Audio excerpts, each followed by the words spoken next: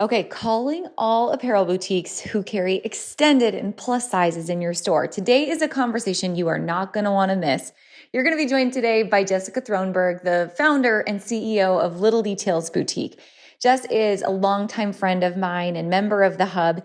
And I really appreciate about Jess the fact that she always approaches issues or obstacles or stumbling blocks in our industry with a can-do attitude and a willingness to look for solutions to problems rather than just vent about them. So today's conversation is one that she knows a great detail about, and that is selling extended sizes and being a full plus and size inclusive boutique. Today, we're going to talk about how to sell plus to your customer, what it takes to build a business centered around extended sizes and how to make your customers feel welcome, but also some of the issues that we're having in our industry today with manufacturing and just the discrepancy in sizes coming from a large to say a 1 to 2x. Now, there is not overnight solutions to some of these problems, but I love the approach Jess takes today. And she extends a great invitation to all of you to join her in this effort to just raise awareness of what it takes to successfully manufacture apparel for all body shapes and sizes. So let's get into it. Meet my friend, Jessica. You are absolutely going to love this one.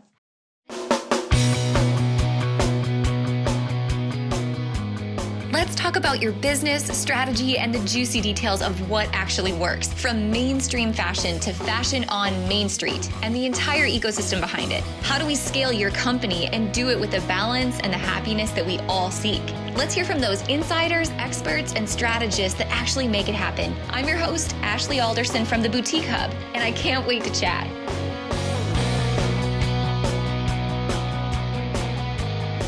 Hey guys, welcome back to the show this week. I feel like I have an old gal pal on the show today. Like when you and I talk, I feel like that's what it is because you've been a part of the Hub so long, Jessica. Like since the beginning, we've had some fun stories together so far. We have had some fun stories. Maybe we'll save some of those for the end. Like when you were so nicely introducing people to the Boutique Hub and they were like, no, not happening. You're like, well, your loss is my gain, whatever. Big gulps, huh? Let's move on. So here we are. When you and I get together, I feel like one of the first things you and I do is we often dive into strategy. What's working, what's not, where are things going? And I love that about our conversations. And so the one that we're about to have today, I think so many stores are going to resonate with because this is such a big topic in our industry right now. So I'm really excited to just pick your brain and hear your feedback. But before we get to that, let's give everyone a little bit of context and background. Tell me about your store. Tell me how you got started, where you're located, and what things are looking like for you right now. Yeah, so I'm Jessica Throneburg, and I own Little Details Boutique. We are located in Garner, North Carolina, about 10 minutes south of downtown Raleigh, which is our state capital. And I actually got started because I had gotten laid off from my job. Back in 2011, I was working for a local university, actually did student housing as my career at that time, and had gotten laid off and had a small baby at home. And so I was like, let's just look for a job, but you need to pay for childcare when you have that job. So look for 9 months, couldn't find a single thing. And so I went to my friend's baby shower. I'd just gotten this monogram machine, I think for Christmas the year before. And I was hosting this baby shower and was like, I'm going to make some monogram vases and some monogram decor. And people were like, hey, is this your job? Like, is this what you do? And I'm like, oh, no, but I can. And so I just decided, hey, I'm going to just do this. And instead of waiting for something to fall into my lap that's going to work for me and my family, I'm just going to create my own destiny. And so I started Little Details on a whim around my birthday in September of 2012. I put out a Facebook post and I said, hey, I'm going to start this Facebook page. And if you could join it, if you think that like you might like something, go ahead and add yourself. But I don't even know what I'm going to do yet. Like I'm going to monogram, but it's going to like evolve and like, you're just going to be along for the ride. And so I went on like my birthday trip and came back and had like 150 followers. I was like, yes, like we're onto something. And that was like the wild, wild west of Facebook where like you could post and everyone saw it. You know what I mean? And that doesn't happen anymore. And so I told my husband, I said, listen, I have this idea. I'm going to just monogram and that's going to be my job. And I'm going to make like maybe a couple $100s a month because that's really what we need. Like just a little extra. And he's like, okay, like he called it a hobby. And he's like, well, all right, how much do you need for your hobby? And I was like, I just need $500. Like, I'm going to buy like tumblers and just all this stuff. And he's like, okay. And so I invest $500 in product. And I remember like sitting in his mom's house and everyone's kind of like looking at me like, here she goes. Like, this isn't going to last long. And, 11 years later, like we're kicking it in like a 5,200 square foot store, and we don't monogram anymore. We sell size inclusive clothing. We sell extra small through 3XL. We sell gifts, home decor, just whatever it is, you name it. We've probably got it in our store. And it's just been like this evolution of business. And so now I'm always like, so how's that hobby going for us, Andrew? Like, that's my husband. And he's like, yeah. Like, now you have a job, it's a career. But it's just so cool to see like what I've built from literally $500 to now this massive, what I like to call my empire. So Yeah, and it is your empire. It's amazing to watch because you are always like, you're always someone who is trying to figure out the next thing. Mhm. Like you're always like trying to be on the edge of what's going to work next. I love that about your store. And you have to Tell be me careful. You have to be careful with like being on the edge. Like I was thinking about it Yeah. this morning, like the brands that I was on the edge with and then got stuck with. Like, does anyone remember Bourbon and Bow Ties bracelets? And I ordered like 5 million. And then I literally, when we moved into the new store, was unboxing boxes and found like 20 that we just never got rid of. And I'm like, oh yeah, like I was too far on the edge sometimes. But it's great.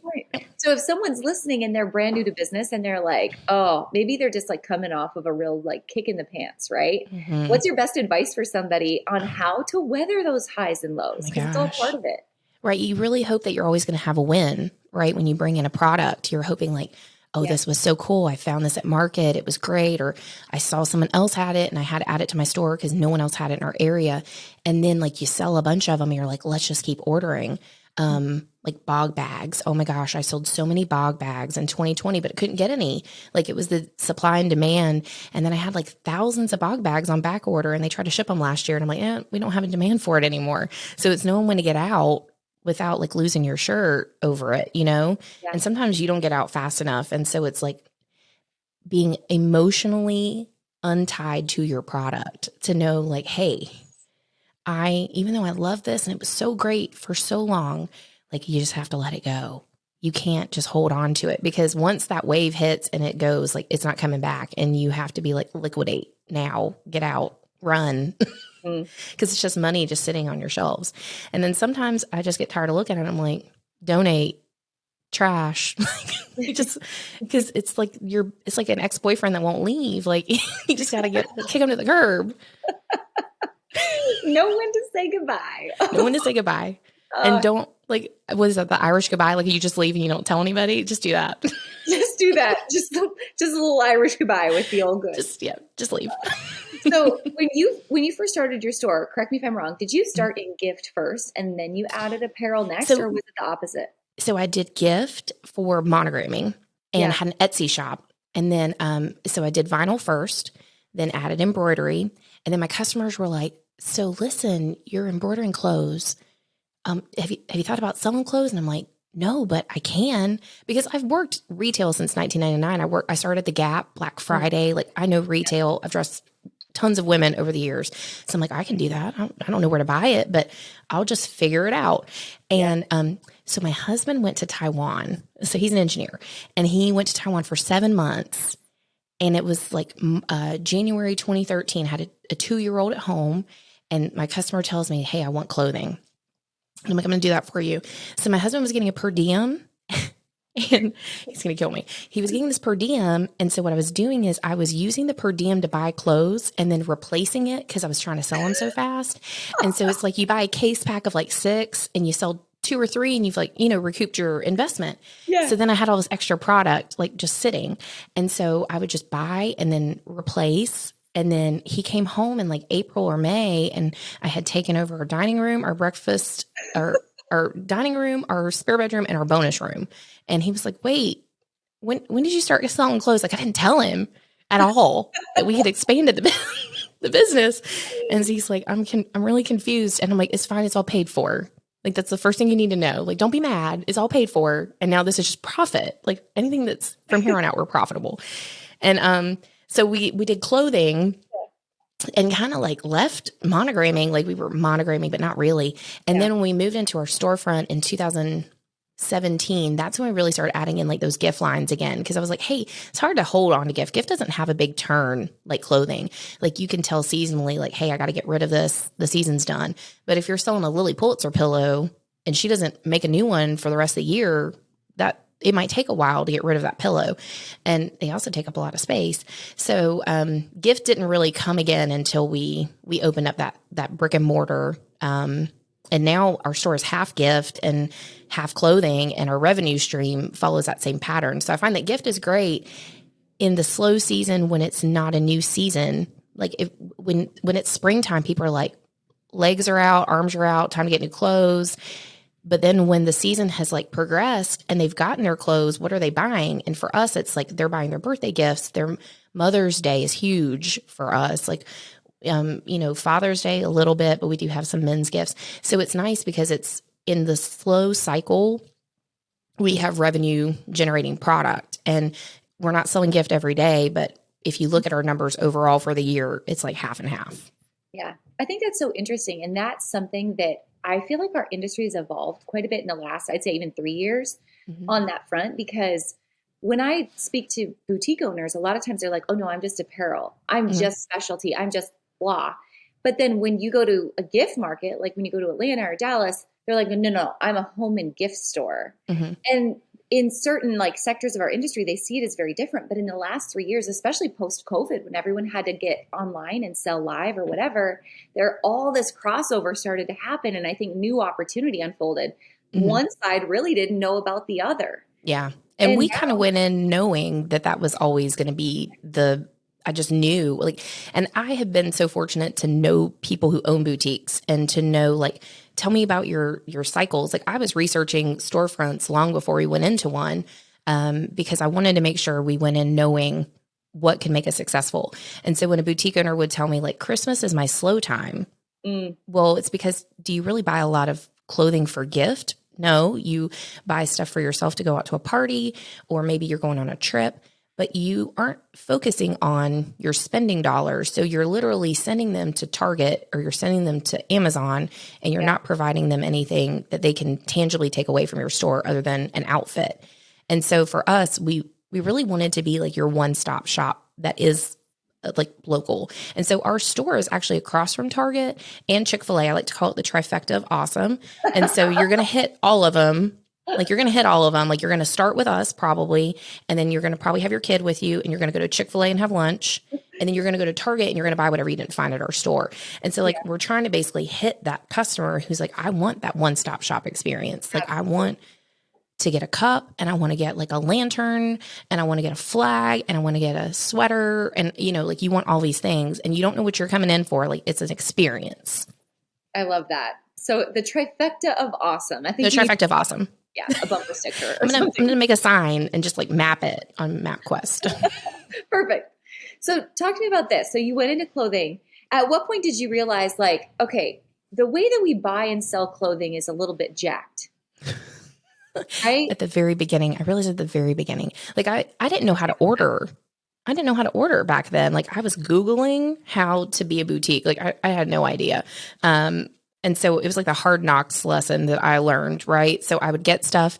I had a 2-year-old at the time. And so, like, sometimes I would get things in and it's like, it's a size small, but it would fit my 2-year-old. Like, who was this cut for? I have no idea. And so it was like a lot of like lessons. Like, I couldn't afford, like, air quotes, I couldn't afford to go to market because we were so new.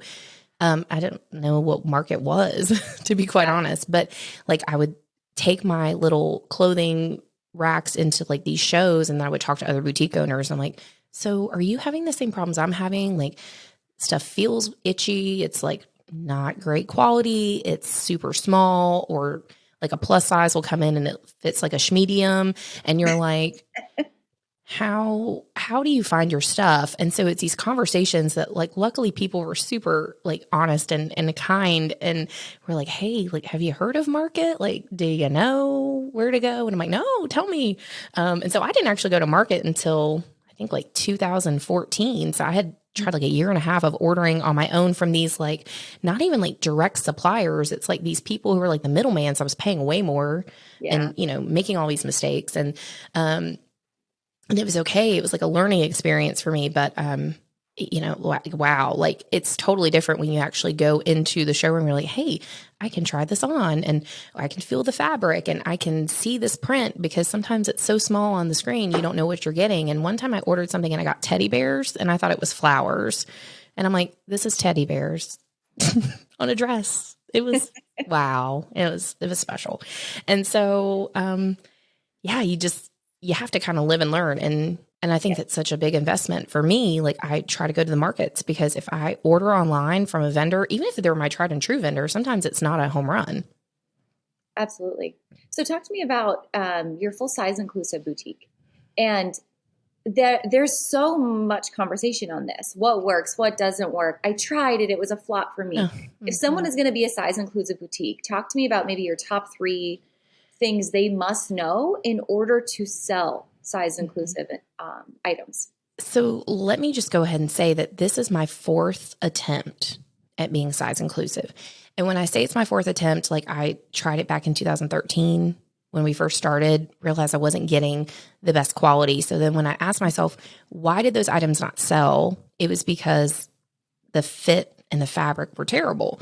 And so then I tried it again when we actually went into like a little vendor mall before we went into our first storefront. And so I tried it there, didn't work. And so when we went into our storefront in Garner, we had 1,200 square feet. And I remember thinking, like, who is the demographic here? Like, are we going to get plus size customers? And there was a Lane Bryant in our shopping center. And so I remember thinking, like, if Lane Bryant is here, then that means that that customer is nearby. And so tried it again, but we just didn't have the space for it. It felt like back then, my 1,200 square foot store had 5 feet of back room. It was just very small. We rented like a storage space to like house like back stock. It was just really not a great fit for us, but we like weathered that for 3 years and then went into our 5,200 square foot store in March of 2020. And I need y'all to know, like, that was 10 days before the pandemic shut us down, which was terrible. But I was like, you know what, like, we're going to try it here. Everything I clearanced was plus size. But what I wasn't doing in that storefront or in any of the other times was I was not modeling those clothes. And so when the pandemic hit and I had a brand new store that we had spent hundreds of thousands of dollars of my own personal money on, and I had no website because everything that was on the website was old product that we had clearanced from the old store and had sold out. So I had nothing to sell, but we were closed for 6 weeks. Like, I mean, it was insane. So then you think, like, how can you like get through this? And so we started doing live sales, but not with like comments sold, not all fancy. Like, we were manually invoicing people on our live sales. And then we were doing 45-minute Zoom calls with people or like FaceTime calls to sell product to people because they couldn't come in our store, but they could go to Target, which was across from us, and they were packed. And I'm like, we ain't going down like this. So I was putting myself in the clothing on these videos, and I was showing people, like, if I'm on a 45-minute FaceTime and Ashley's like, hey, how does that pink dress fit? Well, girl, let me go slip that on for you and let me show you. And what I was finding is that people were very much responsive to the fact that I am plus size and I'm putting my clothes on. And they're like, well, you should model that. And I'm like, I should. Shouldn't I? And so now if you look at our social media, it's my social media manager and myself, like, we're just taking our photos on an iPhone. We're not fancy. There's no professional photographer. It's just us. But we are literally trying for everything that is size inclusive to do these side-by-side shots. And the feedback from our customers has been so big because they're like, oh my gosh, it's so nice to see 2 different body types side by side. Yes. And sometimes the vendor cuts things differently for plus. So there might be a keyhole cut out in the small through large, but it's not in the plus size. Or there might be a different type of skirt to the dress in a small through large. And maybe it's more of a body contrast, but in the plus size, it's an A-line. And so it's showing it side by side to be like, there are differences. Here's what this looks like. And that has been huge for us. And I recognize that not everyone who carries plus is plus size as the owner. But for me, being able to say like, I'm carrying clothing that I can wear. And so if you walk in the store and you see me, there are things here I can sell and that I can fit in. And that if you feel comfortable seeing me when you walk in the store and you're my size, like, girl, I got you. We have a spot for you. And it's not a space that is secluded in the back corner that says plus. It is side by side with everything else. And so you can shop with your friends and you don't feel like you're being ostracized to the one back corner of the store that only like 5 people go to. It's, hey, this is an experience and you're with your people and you guys can all shop the same. I have so many things I want to say right now. I love all of that. That was so good. But can we be so bold to say this? Because I love that you called this out. And I feel like I've had this conversation hundreds of times on this topic. You cannot successfully sell plus size clothing if you do not have a plus size model. Right. And it has to be a plus size model who's not like a large and a half. It needs to be someone who's kind of filling it out a little bit. And I will say, like, it's frustrating for me as a plus size woman. Like, I'm a size 18 and I tell everybody, like, I'm very open about this is my size. If you're in our VIP group, you know my bra size. Like we're you know everything about me. I'm an open book. And it's very frustrating for me to get plus size sometimes and order it and think like, this is going to be great. I already envision like what this is going to look like on Molly and I, and then to not be able to fit in it and to like order, like, I know, like if I'm an intro, I'm like in the middle. If I'm in this size, I'm in like this brand, I'm in the middle. And to get brands sometimes, or to get products from brands sometimes and not be able to fit in it at all. And to know that I can't sell that now. If I can't take a photograph with that product on and they don't see me in it, then they don't think that's available in plus, first of all. And second of all, they know it runs small, and then therefore they're not even going to try it. And that's what's frustrating. And that's what I'm trying to like really kind of give feedback on with my vendors is like, hey, just FYI, I got this dress in. I couldn't even get it over my hips. Like, it's not a dress. It's like a crop top with some extra fabric at the bottom. And I'm trying to give that feedback because for me, I know that could have been a winner had the cut been a little better. And so it's just trying to help people like realize like it kind of sucks. Like, I'm very confident in my body. I'm, but it kind of hurts my feelings sometimes when I can't wear stuff. And then for me, what I'm getting very adamant about is if I can't wear it, then I can't sell it. And then this is a miscut for me. And then we need to work together as a vendor to be like, hey, this needs to go back because now this is just going to collect dust. Like, I can't sell it on web. And in the store, if they know that I can't wear it, they're just not, no one wants to size up. Like, no one wants to be like, I'm an XL and now I'm wearing the 3X. And I think that that's something that you have to be comfortable, like talking to your vendors about. It's like, hey, this fit weird, or this was odd, but being kind and being like, is there something else I could buy instead? Like, can we trade? Yeah. I want to talk about all the vendor things in just a sec, but I have to go back and clarify something in case someone's confused on this point. You're a size inclusive boutique. Tell me what the difference is in being a size inclusive boutique and carrying plus size is. Let's talk about it.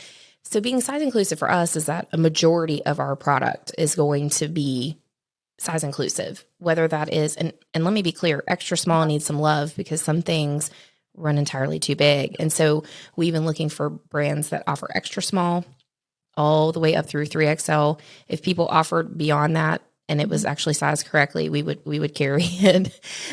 Sometimes a 4X really fits like a 3 or a 2. Now we are not 100% size inclusive. I would love to eventually broaden into that. But the problem is that a lot of vendors are creating really cute styles in small through large or small through extra large, and they're not including the plus community in those styles yet. And that's okay. Not everything is going to look good on everybody, and I get that. But I think that we're probably about 75% right now size inclusive. And that means that we're carrying like the extended size run. And if there's an extra small, we're throwing it in. So like Judy Blue this season added extra small, which was much needed because their stuff runs oversized when you're in their shorts. And so, adding those extra smalls where we can, or if they had a 4X, we're adding those in. Plus size, when you say like we carry plus, like I see this all the time, we carry plus. having 5 products in your store does not make you size inclusive. Right. And so sometimes you're like, I have a basic dress that I have in 4 colors. We carry plus size.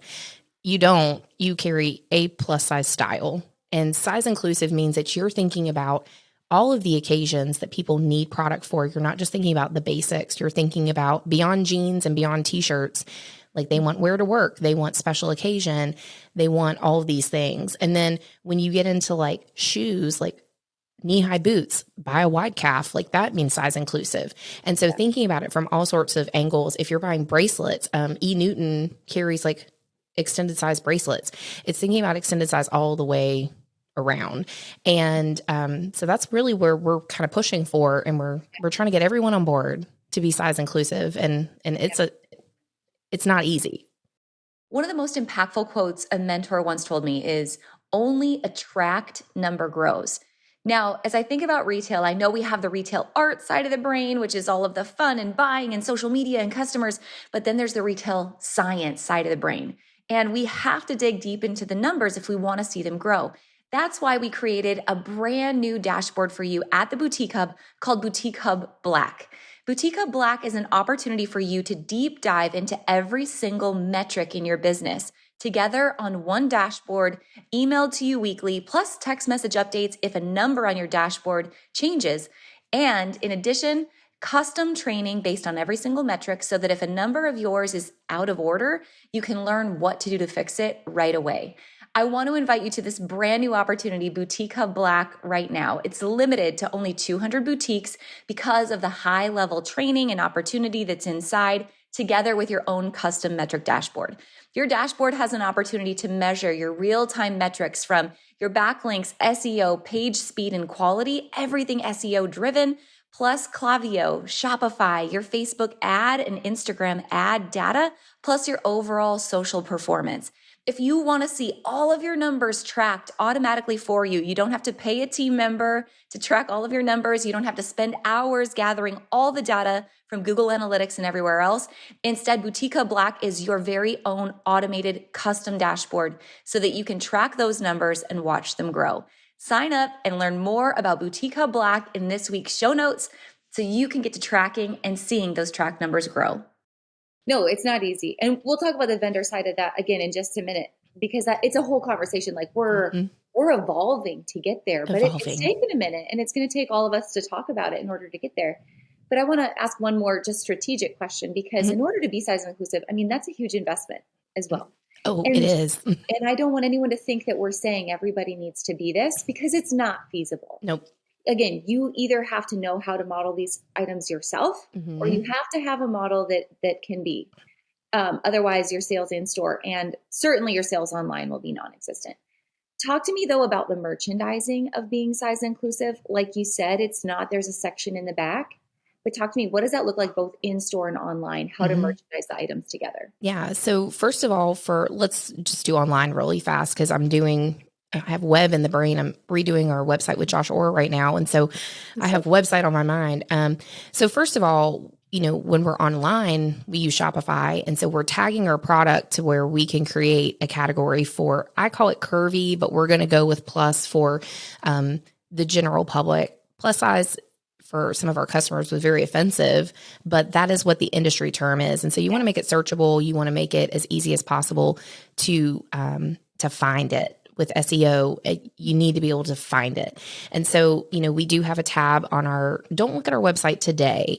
Look at it maybe like July when it's like all launched and pretty. But we do have a tab right now that says curvy. And when the new website launches, it will say plus. So we kind of delineate all those products that are plus. And if something runs really big, like I have some of our best-selling shirts are from Adrian, and they're like an oversized V-neck, and I'm an 18 and I can wear large and it's still flowy. I'm going to label that as plus because I know I can wear it. And so what we're doing is when we're updating our size descriptions, we're figuring out where those plus sizes are. We're putting it in one area so she doesn't have to mess around and look for it. We're going to have our website searchable for size. So if she knows she is an extra large, even though we all know there is no standardized sizing, that she can type in extra large and she can find that. But we do try to make sure that our model photos are taken side by side so people recognize that there is a variety of sizes available, because let's be honest, we all know our customers don't always read. And so we know that like we have to make it as easy as possible. So if they're doing a Google search and they're like on Google Images, they're not reading, they're just looking at images. And so you want your images to be easy to see, like, hey, that is 2 different body types. Let me click on this. And so that's kind of how we do it on our website. In the store, we're merchandising our product together. So we're making sure that we don't have a separate section, that everything, from left to right is small or extra small through 2X, 3X, depending on how that size runs. And so that way, if a customer says, hey, is this available in an extra large, then when we go out on the floor, not only obviously we can scan it in the product, but then we could say, hey, that's not available, but you will see your sizes all together. We had yellow tabs on our hangers that said like that would basically let people know like, hey, this yellow means that it is plus. They pop off really easy, but I think we're going to go back to that because it was an easy way to say like, if you're looking for a size extra large, because you don't want to like just tell people, hey, look for the yellow tab when they come in your store because they look curvy. Like, don't be rude. But like if they're coming and they're asking you a question like, is there an extra large in this? No, but if you see the yellow tabs, that either means it runs oversized or it is going to be sizes extra large and above. And so that's an easy way you can get them. I can get them off of Amazon and they're not that expensive, but they will pop off. And so you have to kind of keep up with them. But that is an easy way to kind of show that this is the extended size run. That's super helpful. So when you talk to me about your process, when you're evaluating a new vendor that you're going to bring in and you're going to market and you're just trying to plan your season, right? Mm-hmm. Talk to me about that process, making sure it's going to fit a certain way since there is no standardized sizing. No standard. How do you go about evaluating what vendors are going to work for you and which aren't? Mm-hmm. So, since COVID has happened, I want to touch on this, that everything has changed. Yeah. Nothing is the same. And so that means pricing has gone up. And as a result of that, I feel like I've gotten a little pickier about what we bring in. And so for clothing, for me personally, clothing has to fit within a certain box for me to bring it in now. It means it has to be either size inclusive, it's by a women-owned company, it's either going to be a fair trade factory or a give back brand, or it's going to be locally designed or locally made. And so if it doesn't fit one of those boxes, for me, knowing that I have to charge a certain amount to run my payroll and to do my overhead, I'm not even looking at it anymore. And so when I go to market, the very first question I ask any vendor is, do you have plus size? And if so, show me your section. And if the section is like this big and has just basics, I walk right out. I don't even look at the booth anymore.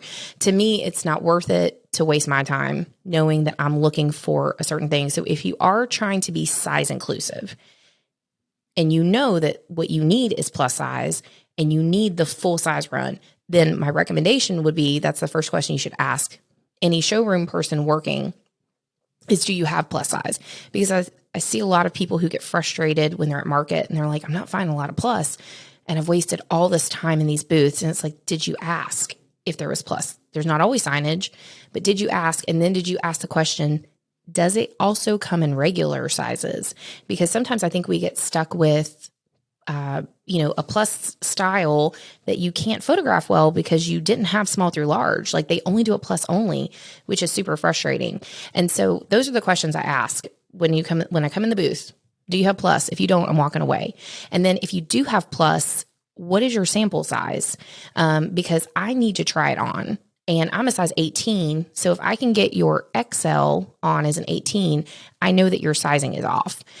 So if I can't get a 1X on, then I know if 1X is your bottom sizing, your lowest size for plus, then I know I'm probably going to be able to get in that too. But if I can get your extra large on and I'm swimming in it, then I want to see your large, and then I want to compare the two sizes. And a lot of times the vendors don't have a full size run at market, which I think is something that we could improve on. But I want to see your small then, and I want to kind of compare that, because sometimes I think it runs so small in the small through large, and then all of a sudden they think the plus is like 6'8" and has hips that are just enormous, and then we get in it and we're like, I look like the Marshmallow Man from Ghostbusters. And so that is, so that's what I do. And I want to see your fabric. I want to know that you've not added a weird ruffle to plus, but you don't have that weird ruffle on your small. So I'm going to compare so what I do is I say, hey, I shop plus first. I shop my plus section first. And so I pull all the styles I like. And then I tell the person working, I say, can you grab these same sizes or these same styles in size small? Can I see them side by side? Because they're not always the same. Sometimes they'll be like, oh, it's a different color. No, I want it to be the same. And so that's how I shop. And then if I feel like I need filler, because I'll be 100% honest with y'all, we sell more small through large than we sell plus. So I have to have more filler somewhere. Then I shop the filler next. But I always go in with like, hey, we need tops. We need sweaters, like depending on what season. We need some dresses. Curvy girls love a jumpsuit. Let's get some jumpsuits. So there are categories I know we need to have. And then I'm like, let's see who we can fill it with. And obviously, if I'm working with a vendor who has all of the above, that's great, because if I'm buying in bigger bulk, then that means I'm probably getting some sort of incentive to purchase with them. And so I try to do that in as few of booths as I can, because I want to build that relationship with these vendors. But then at the same time, like I do try to save some money where I'm like, let's splurge on something. Let's do something different.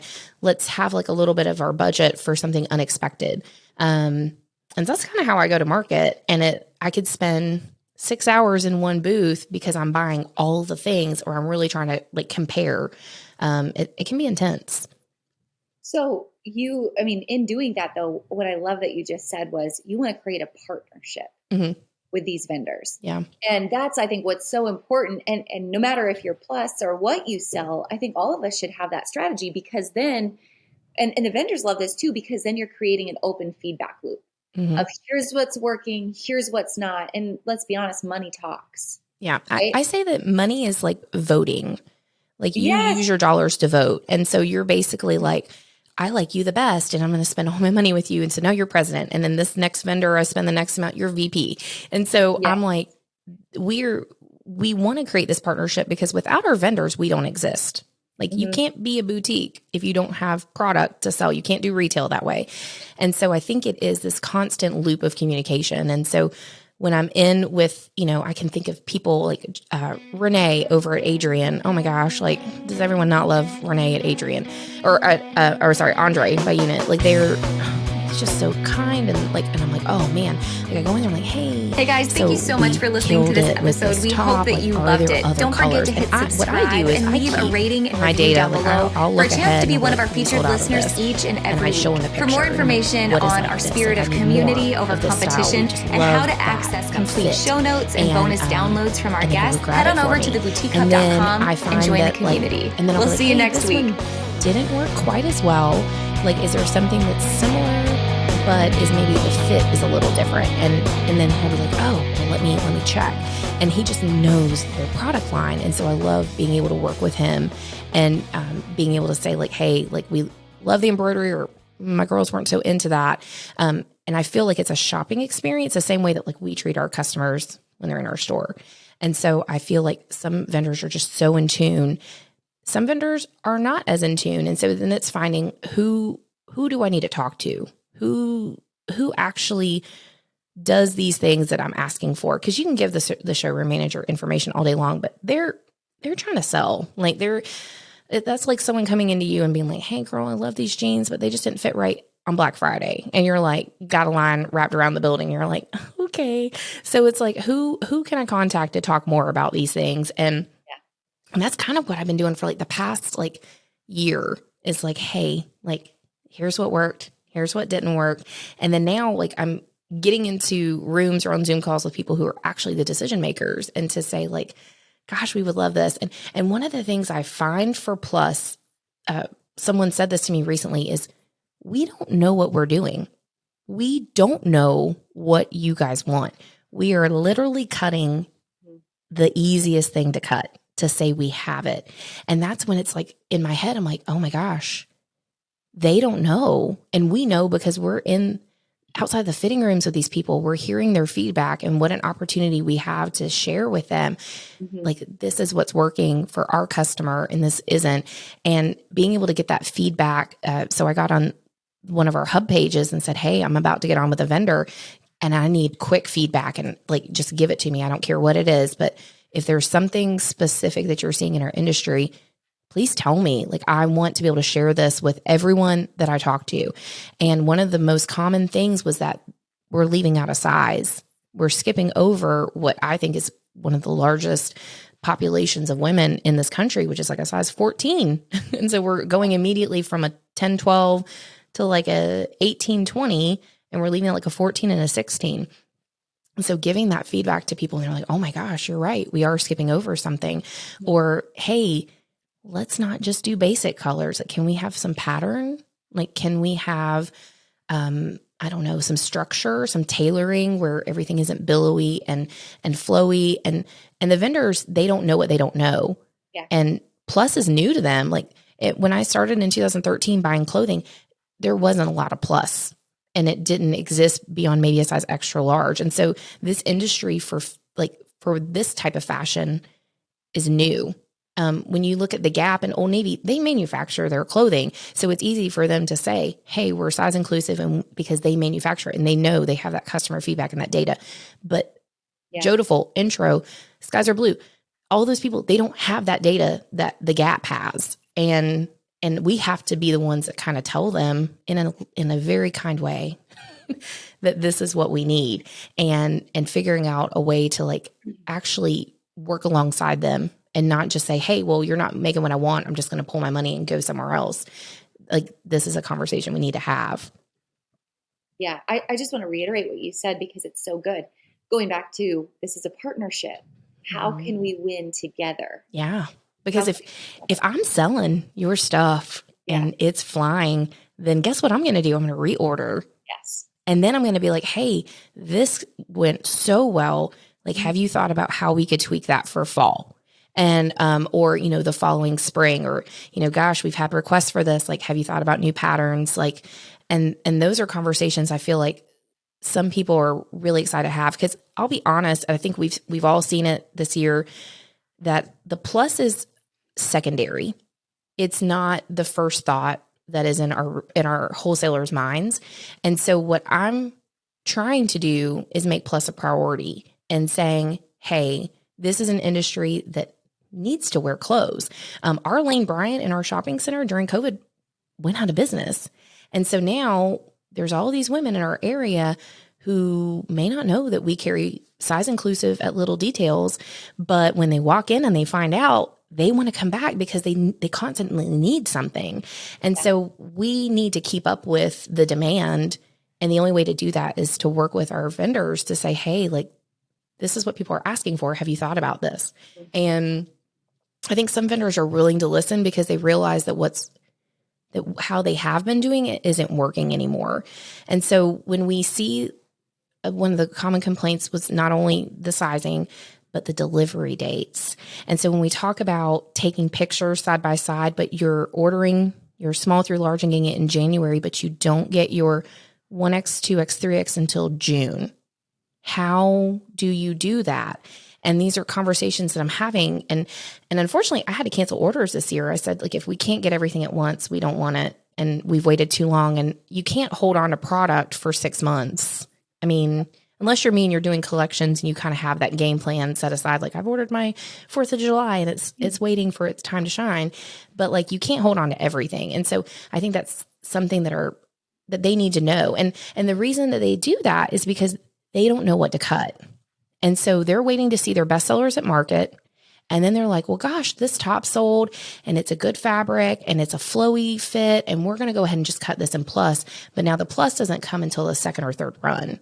And that's kind of how the industry has been working. And so what I'm trying to do is have conversations to say, hey, if you talk to some of your top vendors who are ordering plus ahead of time, we can help you build that line.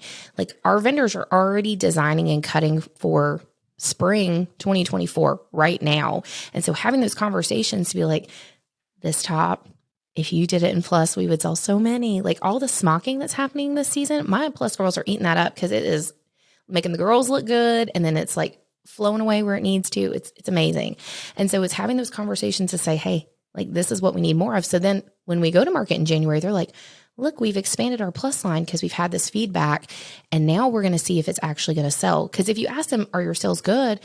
They literally tell me, no, plus bombed this year. And I'm like, well, did it bomb because you gave it a good opportunity, or did it bomb because you had it ship late and you had like 10 styles? Like, that does not mean your plus line did not do well. It just means you didn't plan accordingly. Mm-hmm. And they can't do it without your feedback. Yeah. They have no idea. They honestly have no idea. And if you base off of what China thinks is plus, it's not plus at all. I mean, there's such a cultural difference. It is. In sizes, but also I just have to note, like, there's such a cultural difference in the generational change that's happening with many clothing manufacturers right now, where one generation was a little closed off to feedback. Yeah. Our younger generation of manufacturers are so open to it. But I think they're open to it because of what COVID has done. So COVID gave us an opportunity to pivot. And some of us, like, I'm like pivot queen. I've pivoted like more than I've pivoted ever, you know? And so I'm a professional pivoter now. And so I think that like people are like, what was working just doesn't work. And so how do we make it work? Right. And when you talk to people who can actually make those decisions, I find that they are more receptive to that feedback, and they understand, like, man, these people really do love us. They just want us to like make more so they can spend more money. And if I'm spending the money and I'm giving them this feedback, I'm like, we had 75 people comment in like a couple hours on that post. And I'm like, so let me just go down the list and read all of these things and let me summarize for you. And they're like, wow, this is good feedback to have. And I look at that as like, wow, look at the power of numbers, because that conversation could have gone differently. But I'm like, I have literally 75 people all saying the same thing. And they're all boutique owners from across the country. And maybe the other 4,500 people in that group didn't see that one post, but the 75 people who did all gave the same feedback. And we just want it to be better so we can just buy more and sell more. Yeah, absolutely. So I'm going to do this. If anyone is listening and they're like, you know what, I want to be a part of this conversation. Hopefully everybody has gotten enough like takeaways from this conversation today that you can go back to your own vendors and talk about this right now in a positive way. Yeah. While also keeping in mind that, yes, money talks when we buy things, but it's also very expensive to manufacture. 100%. And one bad decision can take a vendor out of business. So please, like, it's kind of a delicate topic because they're making an insane investment to make this happen for us based on this feedback. So tread lightly, and be professional, but certainly raise your voice. I would also say, those of you who are in the hub, Jess, you're in the hub. Anybody can message you with more feedback anytime. We can post about it in the all group. The time. Yeah. I'll also take your post from the 30K group. I'll put it in our wholesale manufacturers group. So those of you who are a wholesale member of the hub, you can see screenshots of that post. I think that'd be really beneficial for everybody. Absolutely. And then as a final follow-up, you guys, my Instagram's always open. It's AJ Alderson, or my email, ashley@theboutiquehub.com. Send your thoughts. And Jess, I'm going to make you kind of our middleman. I'm going to pass lots of these things off to you. I love it. You're welcome. Yeah. Because I am working with vendors right now, and you know, we have a local vendor, and I want to give them a shout out. Michelle McDowell is out of Apex, North Carolina, and she's part of the hub. And you know, I've said it for years. Like, they added in, I think, extra large and double XL, and the sizing just wasn't XL and double XL, and so I kind of was a squeaky wheel, you know. And I know my reps, they're friends. And so we have this conversation. And then I finally said, listen, I'm down the street. And if you could just let me try on stuff, I would love to give you feedback. And so I've been posting some of the pictures of this in the hub of me in dresses that are a double XL, and they're having to cut them all the way up to like right under my armpit to get them to lay flat. So we can see, like, okay, so this is what China thought double XL was. And then this is what is reality of a size 18. And it's kind of humbling to be like, look at me and all of this like scrap material. But they have hired like a new designer who's like a new fit designer who's like, I want to get it right. And knowing that they're investing that time and that energy into something is just so encouraging. And knowing that like they're not going to get it 100% right. There's always going to be things like I've learned a lot from being with them, that I've learned that like there's like a 2 centimeter threshold, that 2 centimeters can make or break whether or not something is actually manufactured correctly. But when you are talking about 2 centimeters on a flat lay, that's actually 4 centimeters when you double it and you put it on. So 4 centimeters can be the difference of me getting something over my hips. And so thinking about that, we have to have grace because these factories have a threshold limit. It's not going to be exact every time.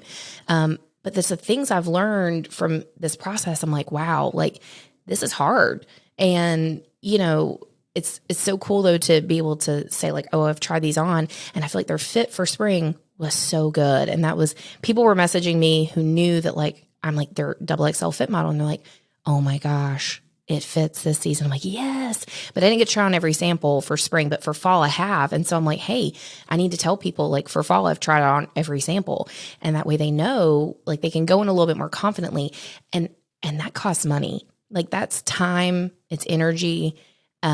But like kudos to them for being like, we want to get it right. And we want to be more inclusive and we want people to feel confident that if they walk in, that this is more true to size. And y'all, it's sad that like men, they can be a 34-30 and they can walk into a store and buy a pair of pants everywhere they go. But women, they can't. And we are really the shoppers. Like women spend more money in the fashion industry than men.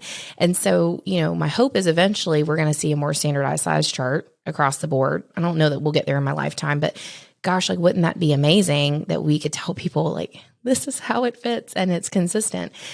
But I think it starts kind of with us, and it starts with just making, some of those changes are offering, like if you are plus size, offering to, when you go to their showroom, like I've never been to LA. I'm really hoping I get to go on the LA experience this year. I hope it fits in my schedule. Better. I know, but I'm really hoping that I can like take some time and go to some of these warehouses. And I've already talked with some of our bigger vendors like Intro and Jodaful and G and talking about like, can I come in and can I try on some of your stuff and like sit down with your designers who are there and like let them see me in these things so they can see what I'm talking about. And some of them were like, yes, like let's get that on the calendar. Like, let's do this. And so I think if you're going to LA and you're there and you're curvy, like saying, hey, can I try this on for you? Like, can we talk about this? Because I think that's such a good opportunity for them to be able to see firsthand, because most of the people, let's face it, that are coming in their booths at market are going to be like in that small medium category. And they're not taking the time to do that. And the showroom is not really the best time to do that. But when you have those one-on-one appointments, that is where you can really be making an impact. I love it. You're giving me some ideas for the LA experience. I'm feeling like we need to have like a plus size round table with several vendors and some. Can I be part of it? Okay. So many things. We've got to get off this podcast and plan it right now. Jess, thanks so much for taking the time to be on the show today. This was incredible. You and I could talk all day long, not only about size inclusivity and carrying plus in your business, but a million other things as well. There will come a time and place for that. But thank you so much for being a part of the Hub, always being such a supportive mentor and leader in this community. I just really appreciate you. So thanks for sharing your wisdom with us today. Yeah. Thanks for having, this environment where we can do things like this. And I feel like I've benefited so much as a boutique owner from doing this and learning from other people. So just what a fantastic group that you have created. So thank you so much. Hey, thanks for listening to our 10-year anniversary series here on the Boutique Chat podcast. Not only is it our 10th anniversary here at the Boutique Hub, but several stores in our industry. So each week on the podcast, we are hosting a series for our 10-year anniversary special. You're going to listen to lots of great stores just like this one who are sharing their lessons learned in 10 years. You guys, to help celebrate, we have a massive, biggest we've ever done giveaway happening on Facebook and Instagram at the Boutique Hub to help celebrate 10 years in business. We're giving away prizes like a $1,000 shopping spree on Hubventory, $100 credits across 10 different brands on Hubventory, a lifetime membership to the Boutique Hub, a VIP package to the Boutique Summit, a VIP planner package, an opportunity to get into Boutique Hub Black, and so much more. So check out the giveaway details on our Facebook and Instagram. And thank you for helping us celebrate 10 years in business. We couldn't do it without you guys. We appreciate your trust, your loyalty, and your community so much.